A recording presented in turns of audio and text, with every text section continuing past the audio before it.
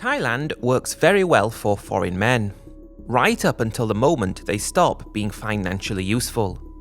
I want you to think about a man. He is real, he is not a composite. His name is Marcus and he is Australian. And up until recently, he was living in Udon Thani with his Thai wife. He retired there years ago. He sold his townhouse in Bangkok for over 4 million baht and gave the money to his wife to manage their monthly expenses. His pension went into the same pot. He did what thousands of foreign men do in Thailand. He trusted the system. He trusted the person. He built a life. Then his wife became a drug addict. The 4 million disappeared. The pension disappeared. She was taken to rehabilitation after suffering severe hallucinations and causing a scene outside the house. Marcus was left alone. He is elderly. He has limited mobility.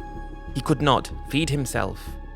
The villagers, ordinary Thai people with very little themselves, were the ones who brought him food.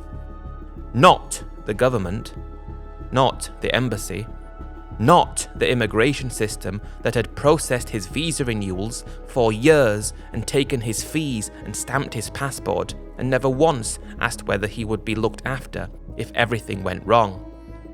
The villagers. When the cameras arrived, Marcus was holding family photographs, asking to go home. "I don't know if there will be problems there," he said, "but I'd rather take the risk. I don't have anyone here anymore."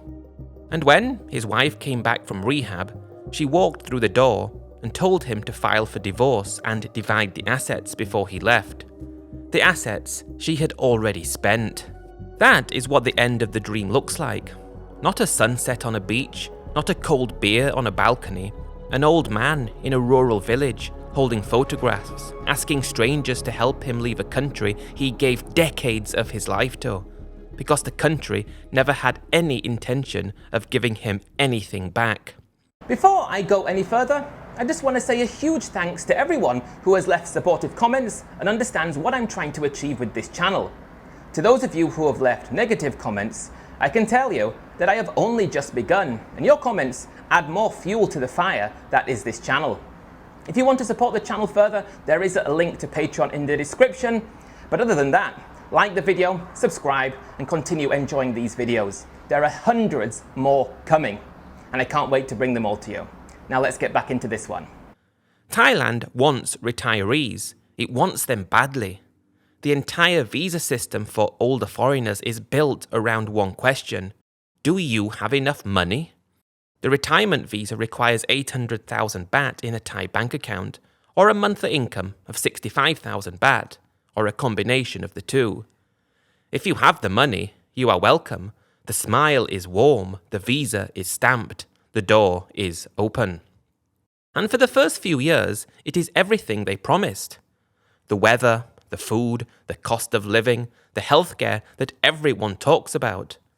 The blogs and the YouTube channels and the retirement guides all say the same thing. You can live like a king in Thailand on $1,000 a month, and maybe for a while you can. But nobody ever talks about what happens at the end of the story. Not the beginning, the end. When the pension does not stretch as far as it used to. When the baht strengthens against the pound or the dollar or the euro and suddenly your income buys less every month. When the cost of living rises because Thailand is not cheap anymore, not in the places foreigners actually live. When the new tax rules mean your foreign income remitted to Thailand is now potentially taxable, an extra $2,000 or $3,000 a year that did not exist when you moved there. When the insurance premium that was manageable at 55 doubles at 60, doubles again at 65, and becomes unaffordable at 70. When the mandatory insurance the government now requires for certain visa categories covers 400,000 baht, a sum that would not pay for a single serious operation at any private hospital in Bangkok anymore. Nobody talks about that part, because that part does not sell the dream. The healthcare that sold you the dream is not what you think it is. Thailand's private hospitals are publicly listed companies. They are on the stock exchange. They answer to shareholders, and their job is not to keep you alive. Their job is to generate profit from the process of keeping you alive. You are not a patient, you are a revenue line on a quarterly earnings call. And you pay more than the person in the bed next to you. Not a little bit more, several times more, because you are foreign. The hospitals have a different name for it, but the effect is the same. The sicker you get, the more they charge, and the less you can do about it. By the time you are 70, uninsured and frightened, you are the most profitable kind of patient there is, because you will pay anything they ask and you have nowhere else to go. In 2025 alone, unpaid medical bills from foreign tourists and residents cost the Thai government over 3 billion baht. Thai public hospitals are ethically obliged to provide emergency care regardless of ability to pay. So, the burden falls on the Thai taxpayer. And the hospitals respond by pricing that risk into every foreign patient's bill. You are not just paying for your treatment, you are paying a premium for every foreigner who could not pay for theirs. And when you cannot pay, the system does not catch you, it drops you. There have been documented cases of hospitals refusing to release a body until the bill was settled. A British woman died in a Thai hospital and her family could not raise the £36,000 to pay the bill. The hospital initially refused to release her remains. A British man on Koh Phangan was diagnosed with a brain tumour, no insurance, a £100,000 bill. His survival depended on a crowdfunding campaign run by strangers on the internet. These are not rare cases. These are the ones that made the news. The ones that did not make the news are in every province. Elderly men in rented rooms in Pattaya and Chiang Mai and Hua Hin living month to month. No insurance because no company will insure them anymore. No savings because the savings went into the house that is in someone else's name. No plan for what happens when the body starts to fail because the plan was always, it will be fine. Thailand is cheap. I will manage. Until you do not manage. And then you discover what you always were. But here is what nobody tells you. It is not the illness that traps you. It is not the cost. It is that by the time any of this happens, every exit has already been sealed. You cannot own the house. It is in her name. You cannot access the savings. They went into a joint account you have no legal control over. You cannot work. Your visa forbids it. You cannot claim anything from the state. You are not a citizen. You cannot afford to fly home. The medical bill took what was left. You cannot stay legally because the moment your bank balance drops below 800,000 baht, your visa is invalid. You are not trapped by one thing. You are trapped by everything. And every single one of those traps was visible from the start. You just were not supposed to notice until it was too late. There is no safety net for foreigners in Thailand. None. You are a guest. Eternally. You have always been a guest. And guests do not get to stay when they can no longer pay for the room. You can live in Thailand for 25 years, pay rent every month, eat at local restaurants every day, put stepchildren through school, contribute to your wife's family, pump money into the local economy every single week for a quarter of a century. And at the end of those 25 years, you have earned precisely nothing. No residency, no right to stay, no recognition, just another visa renewal form and another bank balance check to prove you are still worth keeping. 25 years, and not a single day of it counts. Now, think about what that means. Not in the abstract. Think about the man who did all that, who was a good neighbour, a good husband, a good customer, a net contributor to a country that welcomed him with open arms when his wallet was full. And then imagine him sitting in an immigration office being told his visa will not be renewed because his bank balance is 50,000 baht short.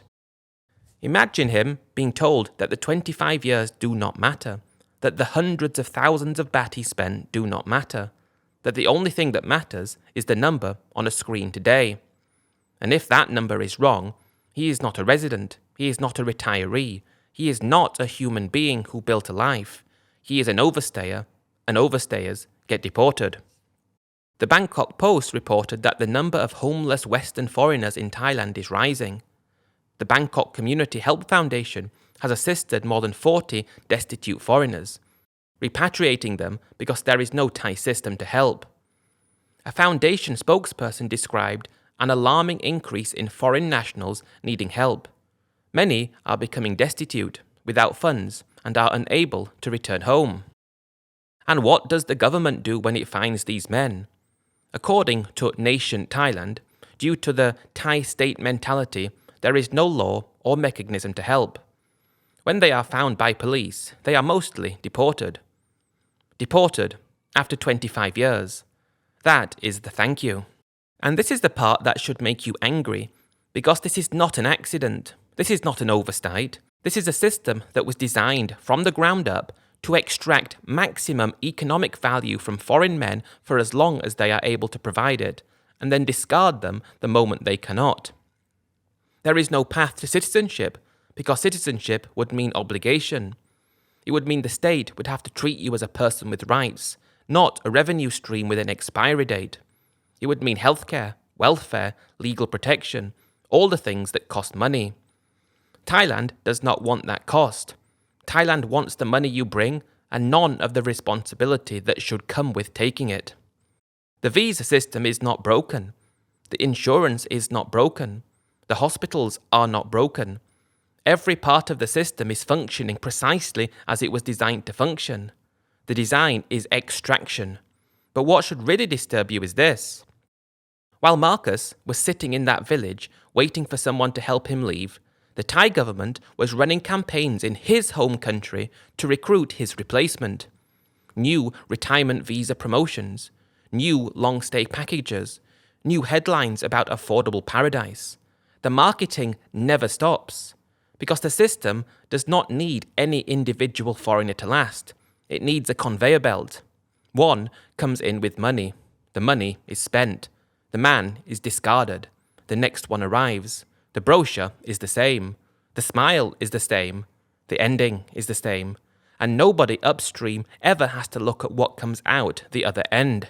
I want you to think about Marcus again, the man in Udon Thani with the photographs, a man who moved to Thailand, contributed to the local economy, paid his way, trusted the people around him, and ended up alone in a village being fed by neighbours because every institution that had ever taken money from him looked the other way the moment the money stopped. That man gave more to one Thai province in his years of living there than most Thai politicians declare in their entire asset statements. And the system's response, when he needed something back, was to start processing his deportation. But here is the thing that should keep you awake. Marcus is not the cautionary tale. Marcus is the system working. He arrived with money, he spent the money went into the Thai economy, the rent, the food, the hospital visits, the visa fees, the wife's family, the local businesses. Thailand got everything it wanted from Marcus. Every baht was extracted. And when there was nothing left to take, the system did exactly what it was designed to do. It moved him out to make room for the next one.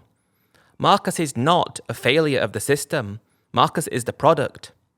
If you are a foreign man thinking about retiring to Thailand, or if you are already there and you are listening to this with that familiar feeling in your stomach that tells you something is not quite right, I want you to ask yourself one question. Not whether the food is good, not whether the weather is warm, not whether the cost of living is manageable today, but this. What happens when the money runs out? Because Thailand already knows the answer. It has always known. And somewhere, right now, in a village in Udon Thani, or a rented room in Pattaya, or a hospital bed in Chiang Mai, another Marcus is finding out.